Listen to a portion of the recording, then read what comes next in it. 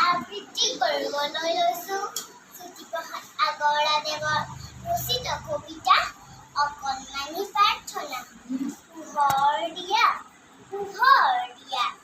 আৰু পোহৰ দিয়া, মনৰ আন্ধাৰ আঁতৰ কৰে আৰু পলয় নিয়া।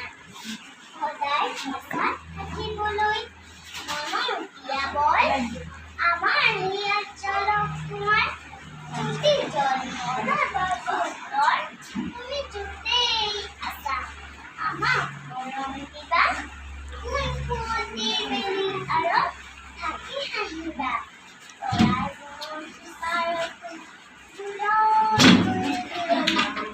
আমাক ক'লে নাপাহৰিবা। যাম কোনফালে পৃথিৱীখনত হৈ যাবা আহি, ৰাতি সপোনত নজনা বুজা সকলো কথা শিকাই বুজাই যাবা।